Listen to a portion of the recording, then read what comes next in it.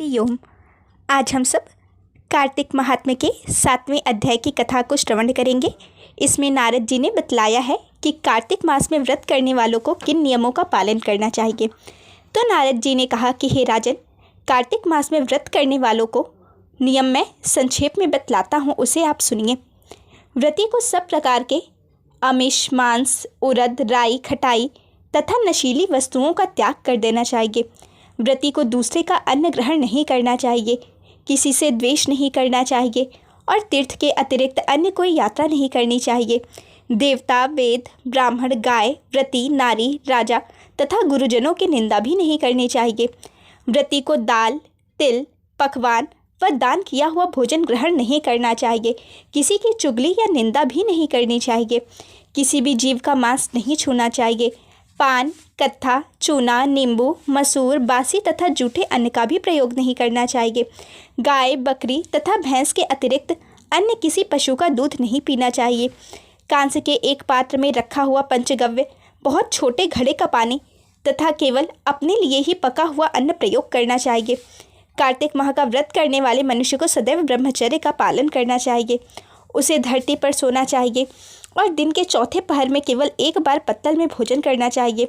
व्रती कार्तिक माह में केवल नरक चतुर्दशी, जिसे छोटी दिवाली भी कहा जाता है, के दिन ही शरीर में तेल लगा सकता है।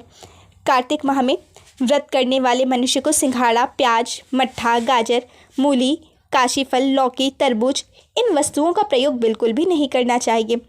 चांडाल, पापी, म्लेच्छ, पतित, व्रतहीन, ब्राह्मण द्रोही और नास्तिकों से बातचीत नहीं करनी चाहिए। भगवान विष्णु को प्रसन्न करने के लिए अपनी शक्ति के अनुसार चांद्रायण आदि का व्रत करना चाहिए और उपर्युक्त नियमों का पालन करना चाहिए। व्रती को प्रतिपदा को कुम्हड़ा, द्वितीया को कटहल, तृतीया को तरुणी स्त्री, चतुर्थी को मूली, पंचमी को बेल, षष्ठी को तरबूज, सप्तमी को आंवला, अष्टमी को नारियल, नवमी को मूली, दशमी को लौकी, एकादशी को परवल, द्वादशी को बेर, त्रयोदशी को मट्ठा, चतुर्दशी को गाजर तथा पूर्णिमा को शाक का प्रयोग नहीं करना चाहिए। रविवार को आंवला का प्रयोग नहीं करना चाहिए।